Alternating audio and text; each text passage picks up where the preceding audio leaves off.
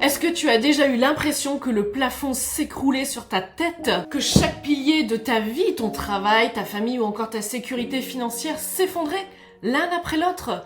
Eh bien, si tu te sens isolé, si tu as peur de l'avenir ou bien si tu n'oses plus parler parce que tu as été trahi, je veux que tu saches, tu n'es pas seul. Je suis passée par là.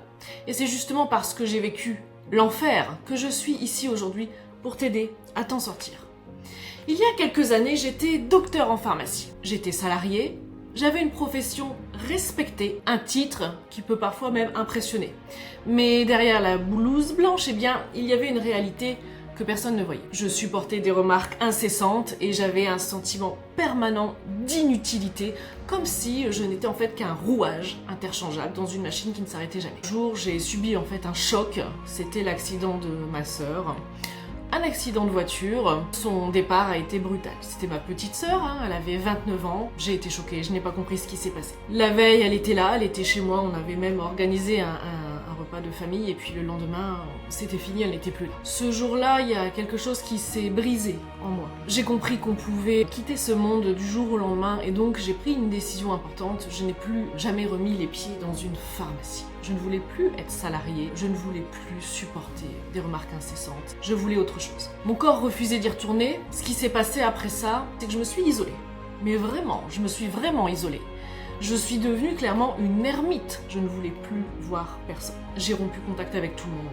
Je ne sortais plus. J'évitais les gens, j'évitais les regards. Je ne voulais pas de conversation. Je ne voulais plus de sollicitations. Puis donc je me suis créée une véritable prison invisible et je me suis mise dans un état de fragilité. Je me suis dit mais comment est-ce que maintenant je vais changer de vie? Ayant lu pas mal de bouquins sur l'investissement, quelques vidéos sur internet, j'ai commencé à consommer du contenu. Puis je suis tombée sur une personne dans la crypto et est venue me parler. La promesse était alléchante et puis la manipulation psychologique finalement était parfaitement bien rodée. On voyait le fruit de 15 ans d'économie dans cette start-up.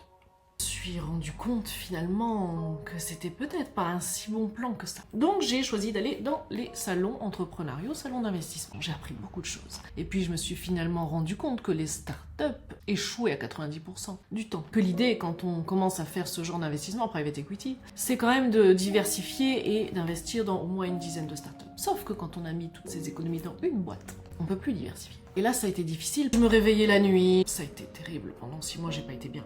Mon argent était volatilisé, donc dans les méandres finalement d'un système que je ne comprenais pas à l'époque. J'ai beaucoup appris sur cette classe d'actifs d'investissement. Mais j'ai continué à rencontrer des gens, j'ai continué à faire des salons. Mais finalement, dans ce moment de désespoir absolu, quelque chose a basculé dans ma tête. Parce que vous savez, quand on n'a plus rien à perdre, on peut enfin tout oser. Et je me suis dit, soit je reste dans ma grotte et je me laisse mourir à petit feu, soit je continue de sortir, et c'est ce que j'ai fait. J'ai commencé à parler à des gens extrêmement sûrs d'eux, des gens brillants, des gens éminents. Et ça m'a redonné confiance finalement en moi, rien que ça. Vous savez, il vous suffit d'un sourire une fois pour que vous changiez votre regard sur vous-même pour toujours. Alors je me suis formée, j'ai appris la crypto, le Web3. Tout ça c'est devenu assez familier, j'ai compris vraiment comment tout ça fonctionne, comment est-ce que l'argent circule, comment est-ce que les manipulateurs opèrent, comment on fabrique du consentement, comment on exploite la peur des gens et comment on exploite l'espoir. Et tant que je resterai silencieuse, tant que j'accepterai tout sans jamais broncher, je serai une proie. En perdant tout mon argent, finalement, j'ai retrouvé un peu ma voie. Et j'ai appris à dire non. J'ai surtout appris à poser des questions et puis j'ai appris à exiger des réponses aussi. J'ai appris à me tenir debout, même quand j'avais peur. Et j'ai même été jusqu'à donner des conférences récemment. Alors vous savez, aujourd'hui, je suis toujours une pharmacienne dans l'âme. Ça, je ne changerai pas. Mais j'ai décidé que j'allais soigner différemment. Avant, vous savez, je distribuais des médicaments. Maintenant, ce que je veux, c'est soigner, mais autre chose. Je veux soigner la peur. Je veux soigner la peur qui paralyse beaucoup de gens, celle qui isole et celle qui fait de certaines personnes des victimes. Parce que j'ai réalisé quelque chose de fondamental, c'est que ce qui m'est arrivé, ça n'est pas unique. Je sais très bien qu'il y a des milliers et des millions de personnes qui vivent exactement la même chose que ce que j'ai vécu. Ce sont des gens qui sont seuls, des gens qui ont peur, des gens qu'on manipule. Pourquoi? Parce qu'ils ne comprennent pas, finalement, les règles du jeu, notamment financiers. Des gens qui se taisent, pourquoi? Parce qu'ils ont honte d'avoir été trompés.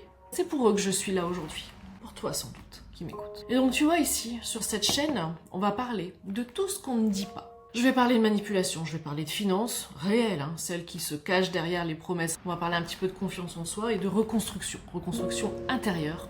Je vais vous apprendre à ne plus être des proies Je vais vous montrer comment est-ce que vous pouvez repérer les signaux d'alerte, comment est-ce que vous pouvez poser les bonnes questions, comment est-ce que vous pouvez protéger votre argent, mais surtout, comment vous pouvez protéger votre esprit. Parce que c'est ça la vraie richesse. C'est pas l'argent sur un compte, c'est la capacité à ne pas se laisser manipuler. Ce qu'on veut tous, c'est retrouver notre liberté. Je vais pas prétendre avoir toutes les réponses, d'accord? Je suis pas un gourou et je suis pas là pour vendre des miracles. Mais par contre, ce que j'ai, c'est mon expérience, des cicatrices et des leçons que j'ai apprises dans la douleur. Et ce que je veux, c'est les partager avec vous. Pourquoi? Pour que vous n'ayez pas à vivre ce que moi j'ai vécu. Même si tout vous semble perdu, bien finalement, vous avez une chose à transmettre. Vous avez une voix et je vais vous aider à la retrouver. Alors si vous êtes prêt à reprendre le pouvoir sur votre vie, vous pouvez vous abonner à ma chaîne. Activez la cloche pour ne rien manquer et n'hésitez pas à me laisser un petit commentaire en dessous de la vidéo pour me dire où vous en êtes dans votre propre parcours. Parce qu'ensemble, on ne sera plus des victimes. On va reprendre le pouvoir.